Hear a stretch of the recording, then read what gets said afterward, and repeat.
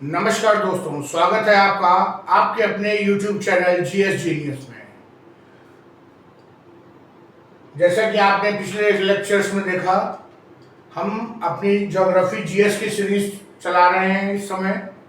और geography GS series के अंतर्गत हम origin of universe, origin of stars, origin of solar system और सूर्य के विषय में काफ़ी विस्तार में पढ़ चुके हैं।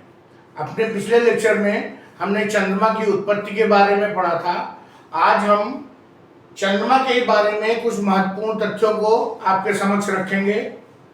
और आज का जो लेक्चर है ये बहुत महत्वपूर्ण लेक्चर है, क्योंकि चंद्रमा के विषय में जो मल्टीपल चॉइस क्वेश्चन आते हैं वो इन्हीं में से आते हैं।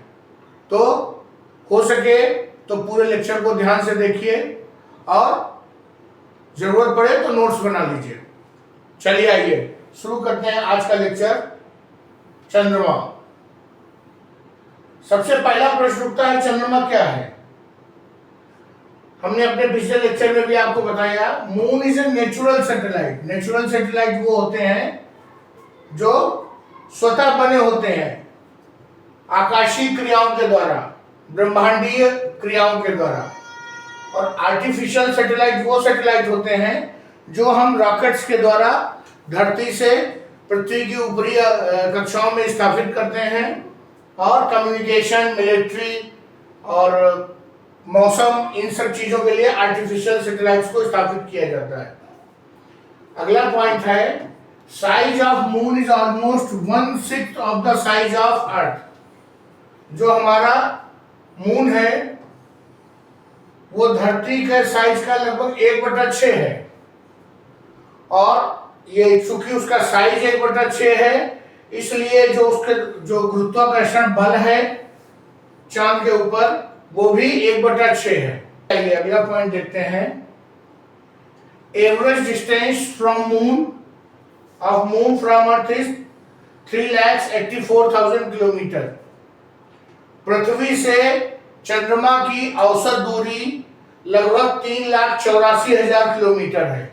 हमने औसत शब्द इसलिए इस्तेमाल किया क्योंकि जो चंद्रमा पृथ्वी के चारों ओर चक्कर लगाता है वो किसी गोल ऑर्बिट में न लगाकर एक दीर्घवृत्ताकार ऑर्बिट में चक्कर लगाता है। इसलिए किसी समय तो ये पृथ्वी के नजदीक हो जाता है और किसी समय पृथ्वी से दूर हो जाता है। इसलिए हम औसत दूरी की बात करते हैं। चलिए अगला पॉइंट है, diameter of moon is 3,474 kilometre. कहने का तात्पर्य है कि जो हमारा चंद्रमा है उसका जो व्यास है ये लगभग 3,474 किलोमीटर है। ये सब फैक्ट्स हैं, इनको याद किया जाता है, इसमें समझने वाला कुछ नहीं है, बस ध्यान रखिएगा।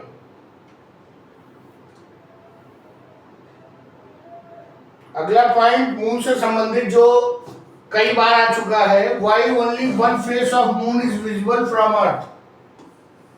धरती से चंद्रमा की केवल एक तरफ की जो सतह है वही क्यों दिखाई देती है?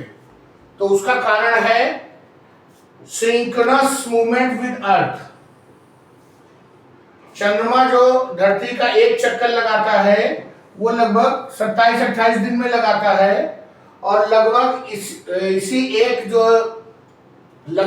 टाइम पीरियड में जो धरती है वो अपना एक रिवॉल्यूशन पूरा कर लेती है। इसको समझने की जरूरत है कि चंद्रमा एंटी क्लॉकवाइज घूम रहा है और धरती, ये अर्थ है, एंटी क्लॉकवाइज घूम रही है। और जो हमारा मून है वो भी धरती के चक्कर लगा रहा है। तो जिस समय ये घूमता है उसी समय ये भी घूमती है। और इसके कारण हमको केवल एक सरफेस ही दिखाई पड़ता है। Moon takes about 27.3 days to complete one rotation around earth, and this time period is almost equal to 30 days time period taken by earth to complete its one revolution. Due to this, synchronous movement with earth, हमें केवल एक तरफ की सतह ही दिखाई देती है, और जो सतह हमें नहीं दिखाई देती हम उसको डार्क साइड कहते हैं। डार्क साइड क्यों कहते हैं? क्योंकि वहां सूर्य की किरणें भी नहीं पहुंचती हैं।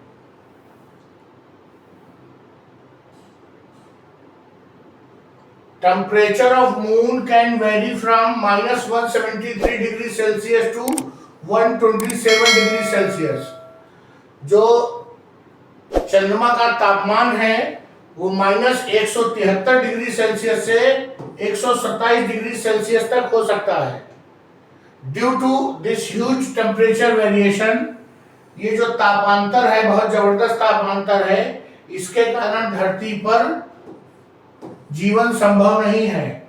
वो बात अलग है कि मनुष्य लगातार लगा हुआ है कि कैसे चंद्रमा पर जाया जाए और कैसे वहां पे नई बस्तियां बसाई जाए। बीच बीच में खबरें आती हैं कि चंद्रमा पर प्लाटिंग भी हो रही है और कुछ लोग प्लाट बुक भी कर रहे हैं। उन्हें शायद मालूम नहीं कि वहां दिन के समय 127 डिग्री सेल्सियस टेम्परेचर होता है, और ये जो 173 डिग्री सेल्सियस तापमान है यह डार्क साइड का तापमान है, जहां सूर्य की किरणें नहीं पहुंचती हैं। अगला पॉइंट देखते हैं। Till now no liquid water has been found on moon surface, but scientific research reveals that water is in form of ice exist on poles. वैज्ञानिकों का मानना है कि जो हमारे चंद्रमा के नॉर्थ और साउथ पोल हैं वहां पर आइस के रूप में, बर्फ के रूप में पानी मौजूद है। इसके अलावा अभी कुछ दिन पहले जो भारत का चंद्रयान था उसके रोवर ने भी खोज की थी कि चंद्रमा पर जमा हुआ वाटर मौजूद है, लेकिन वहां पर कोई भी लिक्विड वाटर के ट्रेसेस नहीं मिले हैं। चलिए अगला पॉइंट देखते हैं। Surface area of moon is approximately equal to 38 million square kilometre. This surface area is almost equal to surface area of Africa continent.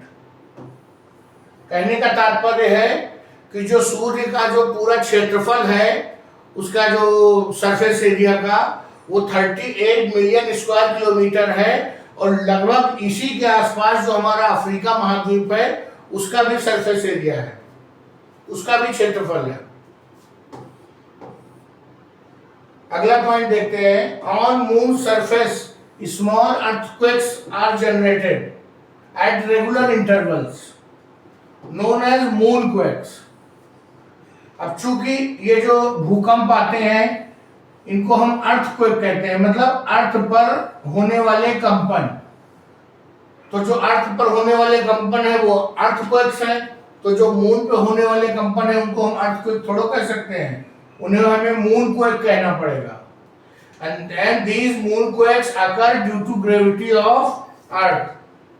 जो पृथ्वी का ग्रेविटेशनल पुल चंद्रमा पर लगता है उसी के कारण ये मूनक्वेक्स की घटना होती है।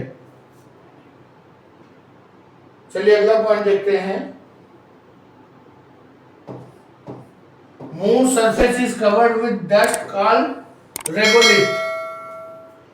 जो मून की सतह है वो धूल से ढकी हुई है जिसको हम रेगोलिथ कहते हैं, और इसकी जो रेगोलिथ की गहराई है वो 2 से 4 मीटर अलग अलग जगहों पे अलग अलग है। चलिए अगला पॉइंट देखते हैं।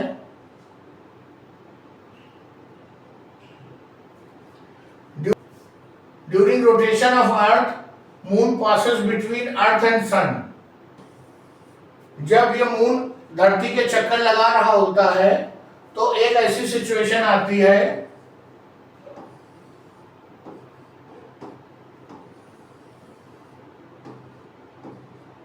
जब वो सूर्य और पृथ्वी के बीच से गुजरता है, जिसके कारण जो सूर्य है वो पूरा नहीं दिखाई देता। मान लीजिए यहां से दिख रहा है तो कुछ ऐसा दिखेगा या ऐसा दिखेगा, तो पूरा नहीं दिखाई देता है। This situation is called solar Eclipse. अर्थात सूर्य ग्रहण। सूर्य ग्रहण का मतलब जब सूर्य पूर्ण तरीके से दिखाई देना बंद हो जाए। कहां से? पृथ्वी से। और क्यों दिखाई देना बंद हो जाए? क्योंकि बीच में चंद्रमा आ जाए। चलिए अगला पॉइंट देखते हैं। Due to rotation of moon around earth, full moon, new moon, ये घटनाएं होती हैं। फुल मून अर्थात पूर्णिमा, और न्यू मून अर्थात अमावस्या। हिंदी में फुल मून को पूर्णिमा और न्यू मून को अमावस्या कहते हैं। अगला पॉइंट देखते हैं। Moon has no magnetic field. धरती की तरह या सूर्य की तरह चंद्रमा पर कोई भी मैग्नेटिक क्षेत्र नहीं है। चलिए अगला पॉइंट देखते हैं।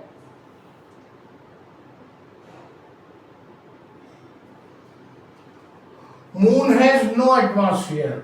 ये नो के बजाय थिन एटमॉस्फेयर कहना अच्छा रहेगा। बहुत ही विरल, इतना विरल है कि कुछ साइंटिस्ट इसको नो एटमॉस्फेयर भी कह देते हैं।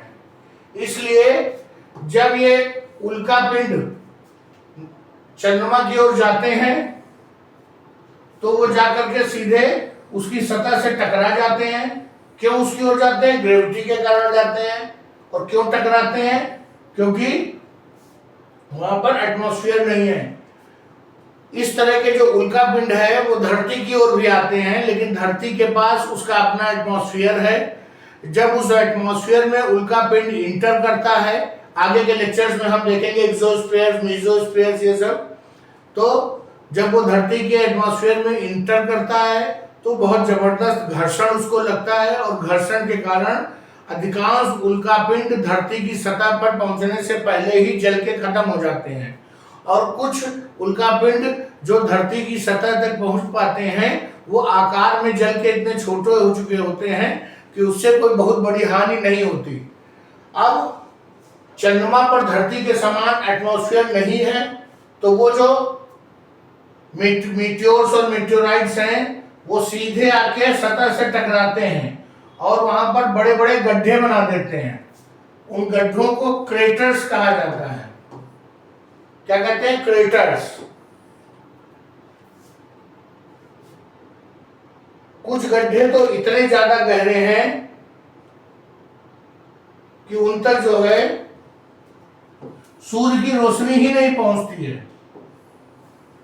उन तक सूर्य की रोशनी नहीं पहुंचती है, और सूर्य की रोशनी ना पहुंचने के कारण वो धरती से हमको ब्लैक स्पॉट के रूप में दिखाई देते हैं, जिन्हें हम चांद का धब्बा कहते हैं, चांद का दाग कहते हैं। वो और कुछ नहीं है, वो वही बड़े बड़े क्रेटर्स हैं जिन तक सूर्य की रोशनी ही नहीं पहुंचती है।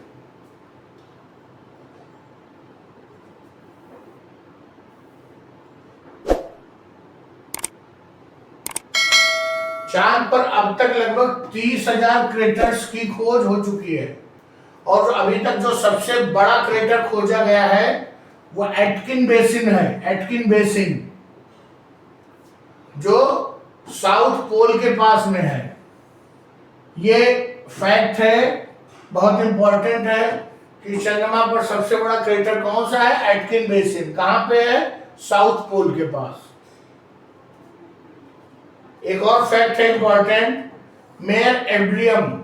Mayor Imbrium is the largest lava plain. वहां पर लावा प्लेन भी है on the surface of moon. This is also known as sea of showers या सी ऑफ रेन्स।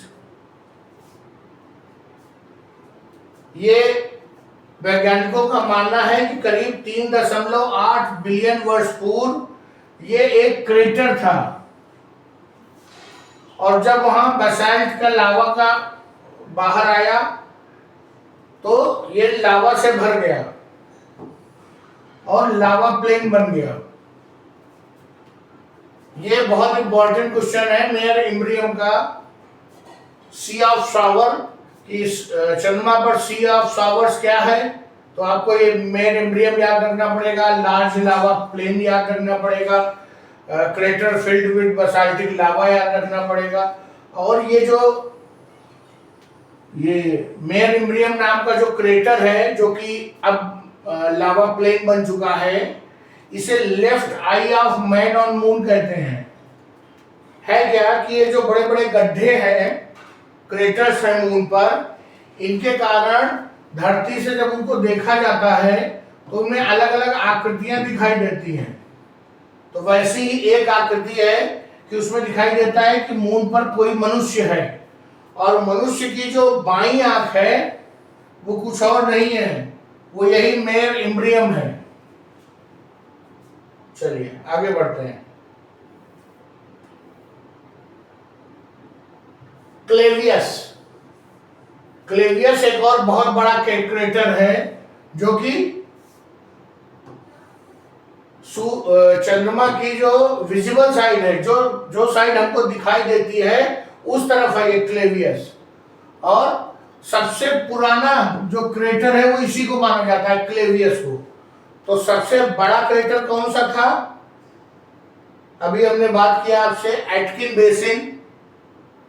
उसके बाद सबसे पुराना कौन सा हो गया? क्लेवियस हो गया। और सी ऑफ सॉवर किसको कहते हैं? मेर एम्ब्रियम को कहते हैं। ये क्रेटर से जो है ये 3 इंपॉर्टेंट पॉइंट निकल के आए हैं। चंद्रमा अपनी एक्सिस पे एंटी क्लॉकवाइज डायरेक्शन में घूमता है। एंटी क्लॉकवाइज डायरेक्शन का मतलब है घड़ी की सुइयों की अपोजिट दिशा में। There is very thin atmosphere on moon known as exospheres। चूंकि जो एटमॉस्फेयर ना के बराबर है या बहुत ही विरल है, इसलिए वहां पर जो उनका आसमान है चंद्रमा का, वो हमेशा काले रंग का ही दिखाई देता है। क्यों? क्योंकि वहां पर जो रिफ्रैक्शन ऑफ लाइट नहीं होता, इसलिए ब्लैक कलर दिखाई देता है।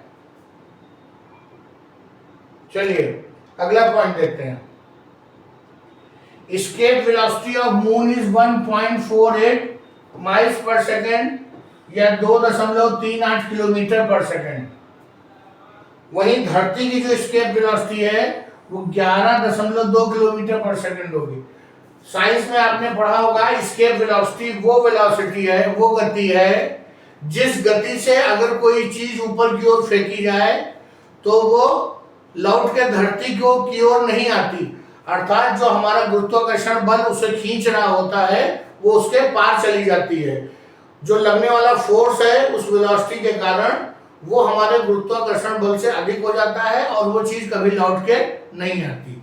तो अगर हमें जब हम धरती से कोई रॉकेट या कोई भी चीज ऊपर फेंकते हैं तो ये 11.2 किलोमीटर पर सेकंड की स्पीड से ज्यादा होती है, तभी वो आगे बढ़ पाएगी, नहीं तो ग्रेविटेशनल पुल उसे अपनी ओर खींच लेगा।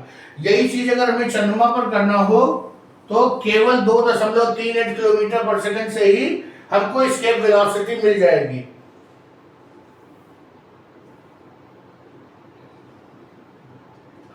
Orbit of moon is shifting away from Earth at the rate of 3.8 centimetre per year.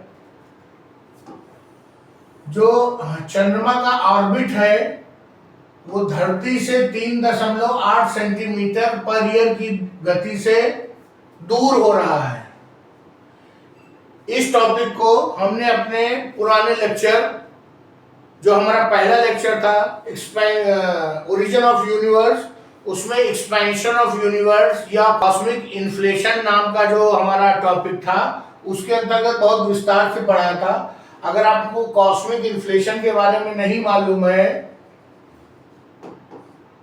तो इस लेक्चर के, इस वीडियो के डिस्क्रिप्शन में जाइए और ओरिजिन ऑफ यूनिवर्स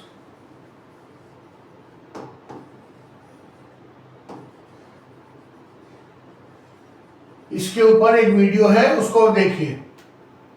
तो कहने का तात्पर्य है कि जो चंद्रमा है वो हमसे लगातार 3.8 सेंटीमीटर पर ईयर की से दूर जा रहा है। जब वो हमसे दूर हो जाएगा तो उसका स्वाभाविक है उसका ऑर्बिट भी बड़ा हो जाएगा और दूर हो जाएगा। एक और पॉइंट है फाउंडर ऑफ एस्ट्रोजियोलॉजी। एस्ट्रोजियोलॉजी का अर्थ है कि जो स्पेस में जियोलॉजी, जो स्पेस में जो जमीन है या मीटियोर्स की जमीन है या उपग्रहों की है, अन्य ग्रहों की है, उसके विषय में जो अध्ययन किया जाएगा उसे एस्ट्रोजियोलॉजी कहा जाएगा। उसके फाउंडर माने जाते हैं जीन शूमेकर। उनकी अस्थियों को चंद्रमा के जो रेगोलिथ है उसके नीचे दफनाया गया था। केवल एक यही ऐसे व्यक्ति हैं जिनकी जो एशेस थी, जिनको जो धूल थी, जो उनके रिमेन्स थे, उनको चंद्रमा पर दफनाया गया था। चलिए अगला प्रश्न देखते हैं। धरती का रोटेशन करते करते इनडायरेक्टली चंद्रमा सूर्य के चारों ओर भी रोटेट कर लेता है। इसको समझने की जरूरत है कि ये हमारा सूर्य है, सन, ये हमारा अर्थ है और ये हमारा मून है। फिर कुछ देर बाद यहाँ होगा मून, फिर कुछ देर बाद यहाँ होगा, यहाँ होगा, यहाँ होगा। ये अर्थ को रोटेट करते करते करते इनडायरेक्टली सन के चक्कर भी लगा लेता है। Lunar seas are known as Maria.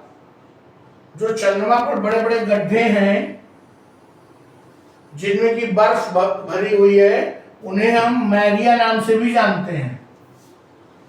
चलिए अगला पॉइंट देखते हैं।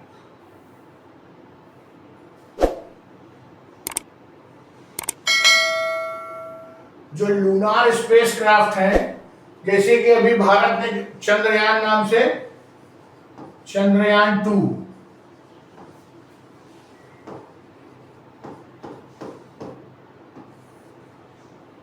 नाम का स्पेसक्राफ्ट मिशन वहां भेजा था।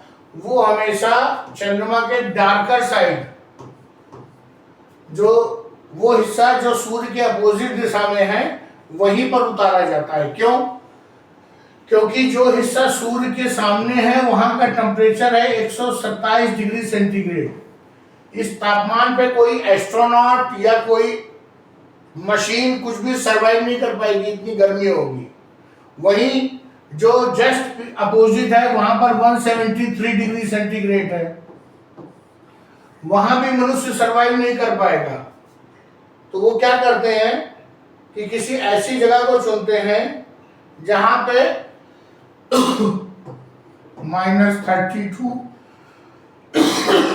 -50 डिग्री सेल्सियस तापमान होता है। वो ऐसी जगह को चुनते हैं और वहीं पर अपना स्पेसक्राफ्ट उतारते हैं। इसलिए, और ये टेम्परेचर कहाँ मिलेगा? Darker side, dark side of the moon, जहां पे सूर्य की किरणें नहीं पहुंचती। Moons geographical centre is 2 kilometre away from moons geometrical centre. ये घटना है जिस समय मीटियोर जो है, एक बहुत बड़ा मीटियोर, बहुत बड़ा उल्कापिंड चंद्रमा से टकरा गया, जिसके कारण जो चंद्रमा है वो अपनी एक्सिस पर झुक गया। और वो झुकने के कारण जो ज्योग्राफिकल केंद्र है, भौगोलिक केंद्र, और जो रेखा गणितीय केंद्र है, उसके बीच में 2 किलोमीटर का अंतर हो गया। उसके पहले वो दोनों एक ही जगह पे थे। चलिए अगला पॉइंट देखते हैं। There exist some highlands on moon surface known as mountains of moon.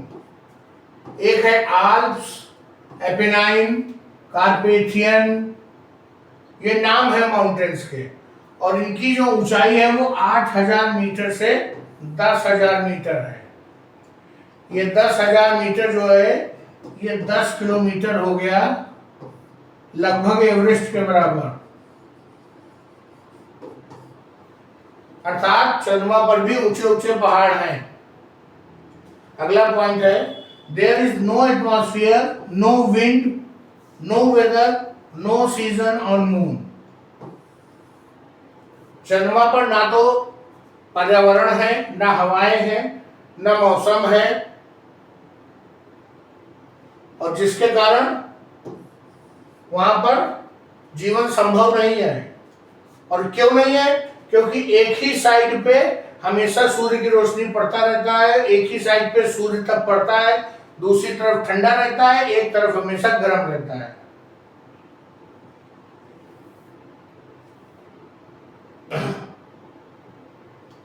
Moon is the fifth largest satellite of our solar system. जो चंद्रमा है वो हमारे सौर मंडल का 5वां सबसे बड़ा उपग्रह है। तो पहला उपग्रह कौन है सबसे बड़ा? वो है गैनीमेड। गैनीमेड जुपिटर अर्थात बृहस्पति का उपग्रह है। ये सबसे बड़ा जो है उपग्रह है बृहस्पति का, वो गैनीमेड ही सबसे बड़ा उपग्रह है। गैलीलियो ने इसको खोजा था 1610 में। चलिए अगला पॉइंट देखते हैं। याद रखिएगा कि ये पूछ सकते हैं कभी भी कि हमारा 5वां सबसे बड़ा सैटेलाइट कौन सा है, उसमें कई ऑप्शन दे देंगे, आपका मून सही होगा। First spacecraft to reach moon was Luna second. Luna second ये 1959 में यूएसएसआर के मिशन में लूना भेजा गया था। और इसी के बाद यूएसए और यूएसएसआर में एक रेस शुरू हो गई जो आगे चल के कोल्ड वॉर में बदल गई। First manned mission on moon was Apollo 2 1969, लगभग 10 साल के बाद। यूएसए ऐसा नहीं है कि उसने और मिशन किए नहीं, लेकिन उसके लगातार मिशन फेल होते गए। लेकिन जब उनका मिशन सक्सेसफुल हुआ तो वो फर्स्ट मैन्ड मिशन था। नील आर्मस्ट्रॉन्ग वो पहले व्यक्ति थे जिन्होंने चंद्रमा पर पहला कदम रखा था और पहली बार टहले थे। अगला पॉइंट देखते हैं। Moon's gravitational pull causes tides on ocean surface. जो हमारी धरती पर समुद्र हैं, सागर हैं, उन पर ज्वार भाटा आता है नियमित रूप से। ज्वार भाटा, ज्वार का तात्पर्य है कि पानी का लेवल ऊपर हो जाता है और भाटा का तात्पर्य है पानी का लेवल नीचे हो जाता है। इससे हमें क्या फायदा होता है? ज्वार आने पे जो हमारे बड़े बड़े शिप्स हैं, जो व्यापारिक जहाज हैं, वो जो हमारी जमीन है वहां तक आ जाते हैं और भाटा में पानी उतर जाता है। तो मून के जो ग्रेविटेशनल पुल है उससे भी हमें कुछ लाभ होता है। उस घटना को कहते हैं ज्वार भाटा। फुटप्रिंट्स और any other mark can last for millions of years on the moon. यदि जैसे नील आर्मस्ट्रॉन्ग जब चांद पे उतरे तो उन्होंने पैरों के निशान बने होंगे उनके, संभवतः वो पैरों के निशान आज भी वहां पे होंगे। क्यों? क्योंकि वहां पर हवा नहीं है, पानी नहीं है और कोई और जीवन भी नहीं है, तो उन पैरों के निशानों को किसी ने मिटाया ही नहीं होगा। तो इसलिए जो निशान होते हैं चलने के या कैसे भी, वो मिलियंस ऑफ ईयर्स तक वैसे ही बने रहेंगे। अभी आपको याद होगा जब चंद्रयान 2 गया था, उससे जो रोवर प्रज्ञान उतरा था, उसके पहिए की जो निशान थे वो इंडिया नाम का जो है एक जो छाप थी वो लगातार छोड़ते चले जा रहे थे। संभवतः वो लाखों साल तक जो है वो इंडिया वहां पर लिखा रहेगा। Although there is no active volcano, इस समय चांद पे कोई भी सक्रिय ज्वालामुखी नहीं है, लेकिन जब उसके सरफेस का अध्ययन किया गया तो पता चलता है कि कभी वहां पर वॉल्केनिक एक्टिविटीज हुई होंगी। और ये चीज अभी हमने आप पिछले उसमें स्लाइड्स में देखा था कि वहां पर बसाल्टिक प्लेन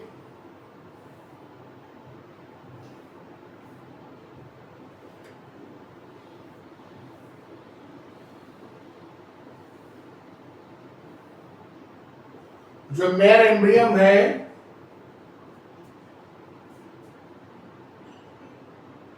ये एक बसाल्टिक प्लेन था जो लावा की गतिविधि से बना था।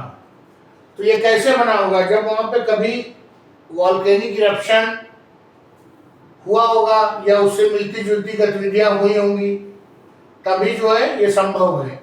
इसलिए वैज्ञानिक खोजों में मालूम चला कि वहां पर कभी न कभी वॉल्केनिक एक्टिविटीज हुई होंगी।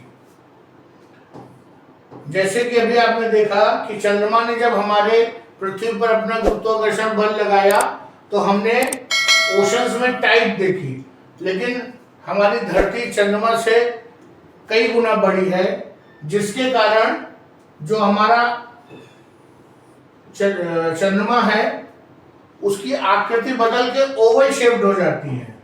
अर्थात मान लीजिए हमारी पृथ्वी यहाँ पे है और चंद्रमा यहाँ पे है, तो जब हम वो अपना गुरुत्वाकर्षण लगाएगी तो वो जो है हल्का से ओवल शेप्ड की हो जाएंगे। चलिए, अलग अलग समय पे चंद्रमा को अलग अलग नामों से संबोधित करते हैं। पहला है ब्लड मून। जब लूनार इक्लिप्स होता है अर्थात चंद्र ग्रहण, चंद्र ग्रहण का तात्पर्य हो गया कि सूर्य और चंद्रमा के बीच में पृथ्वी आ गई। अब सूर्य की जो किरणें हैं वो चंद्रमा तक पूरी तरह से नहीं पहुंच पाएंगी, जिसके कारण जो हमारा सूर्य है वो चमकता हुआ न दिखाई दे करके लाल रंग का दिखाई देता है और आकार में थोड़ा बड़ा भी हो जाता है, तो उसे हम ब्लड मून कहते हैं। ये देखिए ब्लड मून ये है। इस चित्र के माध्यम से आप समझ सकते हैं कि ब्लड मून रेड कलर का होता है, इसीलिए उसे ब्लड मून कह दिया जाता है। चलिए अगला पॉइंट देखते हैं, harvest moon. Harvest moon, full moon near autumn equinox standard harvest moon. जिस समय ये बुआई का समय होता है और ऑटम का समय सीजन होता है, उस समय जो फुल मून दिखाई देगा उसको हार्वेस्ट मून कहते हैं। और full moon after harvest moon उसको कह देते हैं हंटर्स मून, शिकारियों का चंद्रमा। ऐसे ही एक टर्म और है स्ट्रॉबेरी मून। जिस समय जून में यूएसए के आसपास स्ट्रॉबेरी बोने का समय होता है, उसकी बुआई का समय, उस समय जो फुल मून होता है उसको हम स्ट्रॉबेरी मून कहते हैं। चलिए अगला देखते हैं, ब्लू मून, नीला चंद्रमा। चूंकि जो हमारा जो फुल मून होता है वो हर 2-3 साल के बाद ऐसा होता है कि एक महीने में एक से अधिक बार फुल मून हो जाता है। ये 15-15 दिन के लिए होता है।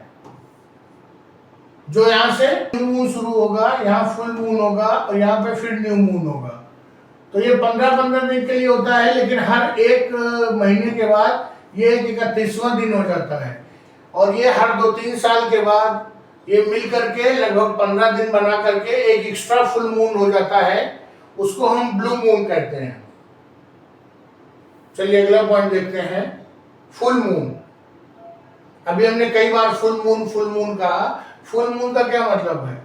When entire face of moon is illuminated by sun and same face is visible from earth। जब सूर्य जो है, जैसे ये पृथ्वी है और यहाँ पे चंद्रमा है और ये पूरी लाइट पड़ रही है चंद्रमा पे और हम यहाँ से पूरा सब देख रहे हैं, तो इसको क्या कहेंगे? फुल मून कह देंगे। फुल मून आकार में बड़ा दिखाई देता है।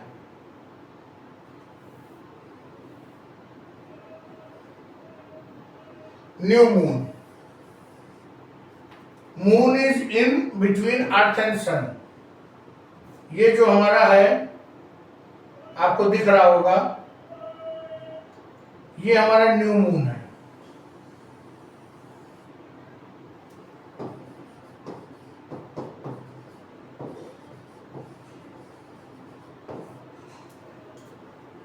सूर्य पीछे है, चंद्रमा पृथ्वी और सूर्य के बीच में आ गया है, इसको हम न्यू मून कहेंगे। चलिए अगला देखते हैं।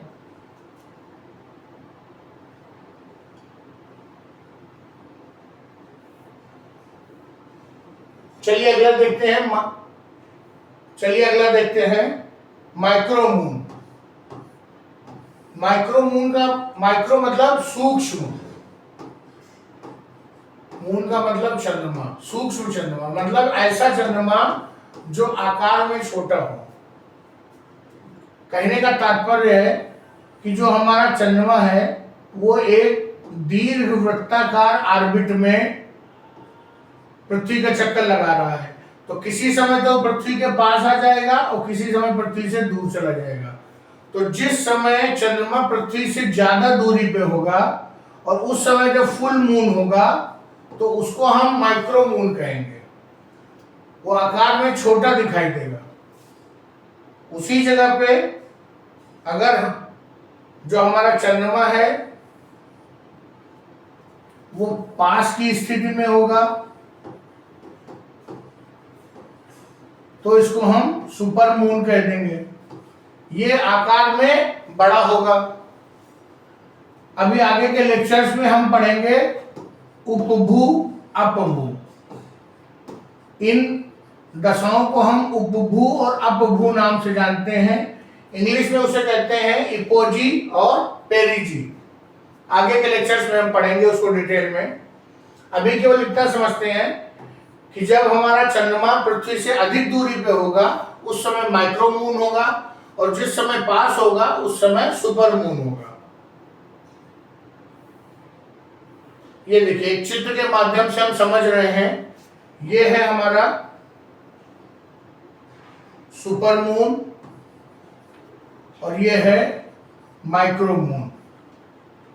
लगभग 13-14% जो है आकार में बड़ा हो जाता है सुपर मून और 27 से 30% ज्यादा चमकदार हो जाता है। ये परिस्थिति कहलाती है पेरिजी और ये परिस्थिति कहलाती है अपोजी। आगे के लेक्चर्स में हम इसे और बेहतर तरीके से पढ़ेंगे। एक और चंद्रमा है, देखिए जब न्यू मून के बाद पहले दिन चंद्रमा बहुत पतला सा दिखाई देता है, इसे हम कहते हैं waxing crescent. A small silver colour moon visible from earth when moon enters from new moon to first quarter. जब चंद्रमा न्यू मून अर्थात अमावस्या के बाद पहले दिन चमकता है तो उसे हम कहते हैं वैक्सिंग क्रिसेंट। ये जो चित्र है ये डे 4 का है, मतलब ये चौथे दिन का है। अगर इसी की जगह पर हम पहले दिन का जो क्रिसेंट लेते तो वो और भी पतला हो जाता, लगभग इतना हो जाता, बिल्कुल ऐसे दिखाई देता। हाफ मून जब पूरे 15 दिन पूरे हो जाएंगे, 15 दिन नहीं 7 दिन, 1 वीक, जब 7 दिन पूरे हो जाएंगे तो आधा चंद्रमा विजिबल हो जाएगा। इसी को हम हाफ मून कहते हैं या फर्स्ट क्वार्टर मून भी कहते हैं। चलिए आगे देखते हैं।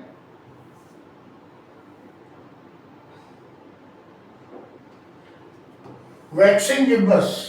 वैक्सिंग गिब्बस जिस समय half of the moon is visible leading to full moon.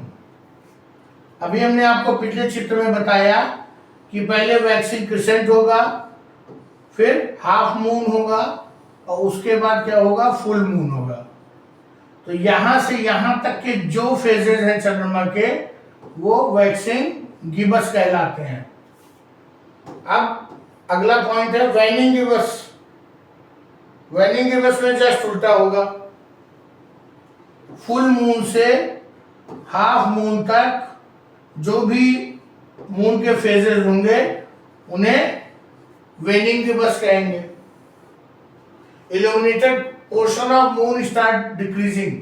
जो चमकते हुए सन का हिस्सा है वो कम होना शुरू हो जाता है। और अंत में क्या होता है, ये एक वेनिंग क्रिसेंट के रूप में दिखाई देता है। जब हम न्यू मून में इंटर कर रहे होते हैं तो ये वेनिंग क्रिसेंट होगा, और जब हम न्यू मून से बाहर जा रहे होंगे तो हमारा वैक्सिंग क्रिसेंट होगा। इसको एक चित्र के माध्यम से देखते हैं। ये देखिए, हमारा ये न्यू मून है,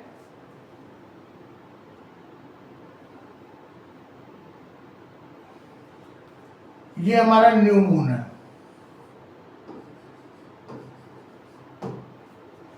अब ये हमारा वैक्सिंग क्रिसेंट है।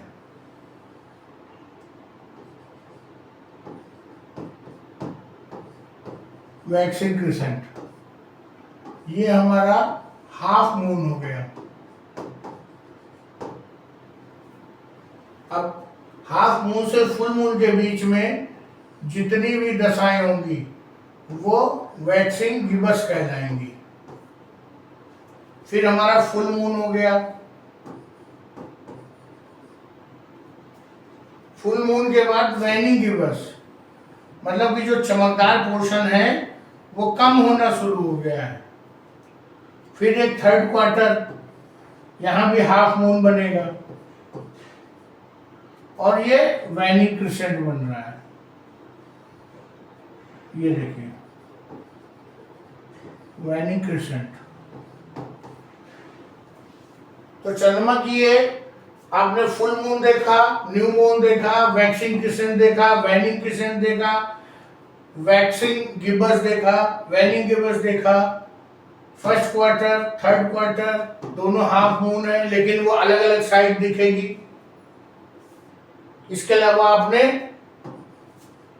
ब्लड मून देखा, ब्लू मून देखा, हार्वेस्ट मून देखा, हंटर मून देखा, स्ट्रॉबेरी मून देखा। तो कभी भी परीक्षा में इन तरह के जो ये वर्ड्स हैं, इन पर प्रश्न आ सकता है। चलिए अगला पॉइंट देखते हैं। Due to uneven surface of moon, due to uneven surface of moon various shapes are visible moon surface. जैसे किसी को रैबिट दिखाई देता है, किसी को आदमी दिखाई देता है, किसी को औरत दिखाई देती है। ये क्यों है? ये अनइवन सरफेस है, कहीं पर क्रेटर है, कहीं पे नहीं है, कहीं पे उठा हुआ है। इसी से ये खरगोश, आदमी, औरत ये सब दिखाई देता है। Not only earth, moon also exerts gravitational pull on earth, resulting in slowing down of earth rotation speed, lengthening our day by 1.4 milliseconds per century।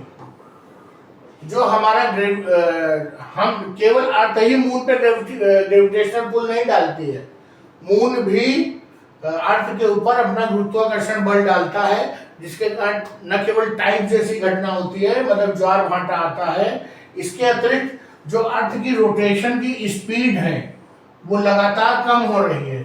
Rotation मतलब सूर्य की ओर चक्कर लगाने की जो गति है वो कम हो रही है, और हमारा जो दिन है वो 1.4 मिली सेकेंड पर सेंचुरी, मतलब 100 साल में हमारा दिन 1.4 मिली सेकेंड बढ़ जाता है। वैसे ये नगण्य है, लेकिन जब आप इसको बिलियंस ऑफ ईयर्स में काउंट करेंगे तो अंतर दिखाई देने लगेगा। अगला पॉइंट देखते हैं। Impact of sun and moon on earth organises pattern of life on अर्थ।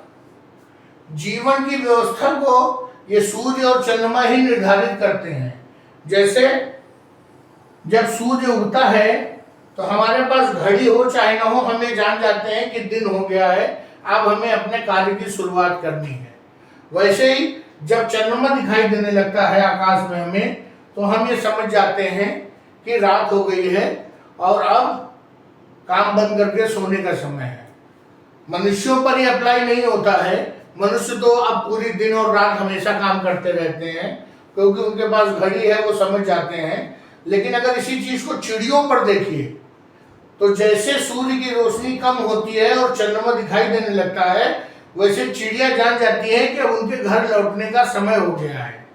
वही जो हमारे नॉक्टर्नल एनिमल्स हैं, ऐसे जानवर जो कि रात में बाहर निकलते हैं शिकार के लिए, वो जब तक सूर्य की रोशनी होती है तब तक बाहर नहीं निकलते, और जैसे चंद्रमा की रोशनी दिखाई देने लगती है वो बाहर आ जाते हैं। अर्थात सूर्य और चंद्रमा दोनों हमारे लिए बहुत जरूरी है। चलिए दोस्तों, चंद्रमा के ऊपर जो महत्वपूर्ण तथ्य थे हमने आपके साथ उनको डिस्कस किया। अब अपने लेक्चर को यहीं समाप्त करते हैं। अगर आपको चंद्रमा पर हमारा प्रयास अच्छा लगा हो तो वीडियो को लाइक करिए, चैनल को सब्सक्राइब करिए। आप लोग चैनल को देखते तो हैं, वीडियो को देखते हैं, कमेंट करते हैं, लेकिन चैनल को सब्सक्राइब नहीं कर रहे हैं, जिसके कारण हम जब हिंदी और ज्योग्राफी के वीडियोस डालते हैं तो मुझे नहीं मालूम वो आप तक पहुंचते हैं या नहीं पहुंचते हैं। इसलिए मित्रों, चैनल को सब्सक्राइब जरूर करिए। धन्यवाद।